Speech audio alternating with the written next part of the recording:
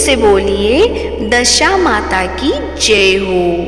प्रिय भक्तजनों, आज की इस वीडियो में आप सुनोगे दशा माता की कथा 3, जिसका श्रवण करने से पहले आपको सुनाऊंगी गणेश भगवान की कहानी। तो शुरू करते हैं। प्रेम से बोलिए गणेश भगवान की जय हो।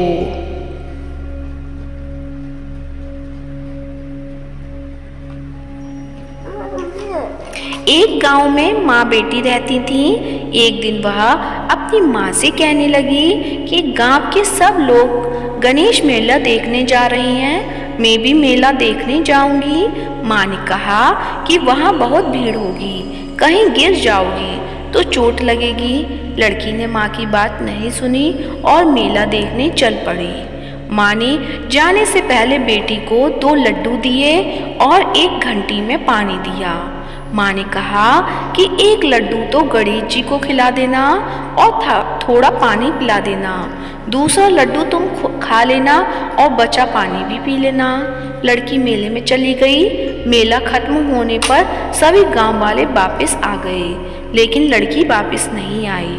लड़की मेले में गणेश जी के पास बैठ गई और कहने लगी कि 1 लड्डू और पानी गणेश जी तुम्हारे लिए और 1 लड्डू और बाकी बचा पानी मेरे लिए। इस तरह कहते कहते सारी रात बीत गई। गणेश जी यह देखकर सोचने लगे कि अगर मैंने यह 1 लड्डू और पानी नहीं पिया तो यह अपने घर नहीं जाएगी। यह सोचकर गणेश जी एक लड़के के वेश में आए और उससे 1 लड्डू लेकर खा लिया और साथ ही थोड़ा पानी भी पी लिया। फिर वह कहने लगे कि मांगो, तुम क्या मांगती हो? लड़की मन में सोचने लगी कि क्या मांगूं, अन्न मांगूं या धन मांगूं, या अपने लिए अच्छा वर मांगूं, या खेत मांगूं या महल मांगूं। वह मन में सोच ही रही थी तो गणेश जी उसके मन की बात को जान गए। वह लड़की से बोले कि तुम अपने घर जाओ और तुमने जो भी मन में सोचा है वह सब तुम्हें मिलेगा। लड़की घर पहुंची तो माँ ने पूछा कि इतनी देर कैसे हो गई? बेटी ने कहा, आपने जैसा कहा था मैंने वैसा ही किया और देखते ही देखते जो भी लड़की ने सोचा था वह सब कुछ हो गया।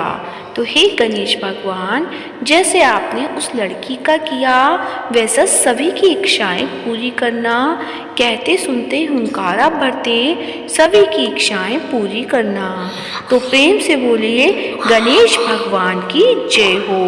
अब आप सुनेंगे दशा माता की कथा 3। तो प्रेम से बोलिए दशा माता की जय हो। एक सास बहू थी। एक दिन सुबह सुबह सास ने बहू से कहा कि जाओ आग लाकर भोजन बनाओ, बड़ी भूख लगी है। बहू हाथ में कंडी लेकर आग लेने गांव में गई। उस दिन गांव भर में दशा माता की पूजा थी, इसलिए किसी के यहाँ से भी उसे आग नहीं मिली। वह खाली हाथ लौट कर आई। साय होने पर यानी शाम होने पर वह पड़ोसन के पास जाकर बोली कि मेरी सास तो दशा माता का डोरा नहीं लेती, परंतु अब की बार मैं डोरा लेना चाहती हूँ, मुझे पूजन की विधि भी बता देना। दोबारा जब डोरा लेने का समय आया तो बहू ने सास को बिना बताए दशा माता का डोरा ले लिया। 9 दिन वह किसी न किसी बहाने पड़ोसन के घर जाकर कथा सुनती रही। 10वें दिन उसे चिंता सताने लगी कि अब मैं पूजा कैसे करूँगी। वह मन ही मन दशा माता का ध्यान धर कर सोचने लगी कि आज सास कहीं बाहर चली जाए तो मैं शांति पूर्वक पूजा कर लूँ। दशा माता की कृपा से सास बहू से बोली, मैं आज खेतों में जा रही हूँ, यदि मुझे आने में देर हो जाए तो तुम मेरे लिए खेत पर खाना ले आना। बहू के मन की मुराद पूरी हो गई। वह तो यही चाहती थी। उसने सास से कहा कि आप निश्चिंत होकर जाइए, घर का सारा काम मैं निपटा लूँगी। घर के सास के जाते ही बहू ने स्नान कर दशा माता की पूजा की। इसके बाद वह पूजा की सामग्री मिट्टी के गोले में रखकर उसे सिलाने के लिए ले जाने लगी थी कि उसकी सास खेतों से वापस आ गई। सास को देखकर बहू ने जल्दी से उस गोले को मटकी में छिपा दिया। उसने सोचा कि उचित समय पर गोले को दही से निकाल कर विसर्जित कर आऊंगी। सास ने आते ही बहू से कहा, तुम मुझे खाना देने क्यों नहीं आई? अब तक क्या कर रही थी? बहू ने कहा कि आज मैंने सर के बाल धोए थे, उसके सूखने में देरी लग गई, इस कारण भोजन बनाने में देरी हो गई। मैं थाली लगाती हूँ, आप घुस त्याग कर भोजन कीजिए, यानी गुस्सा त्याग कर भोजन कीजिए। सास का गुस्सा कुछ ठंडा हुआ। वह पैर हाथ धोकर चौके पर मैं बैठी ही थी कि उसका बेटा भी आ गया। वह भी माता के साथ भोजन करने बैठ गया। सास भोजन करके उठना ही चाहती थी कि उसका बेटा बोला, मुझे तो दही चाहिए। सास ने बहू से दही देने के लिए कहा। बहू बोली, मैं तो रसोई में हूँ, आप ही इन्हें दही दे दो।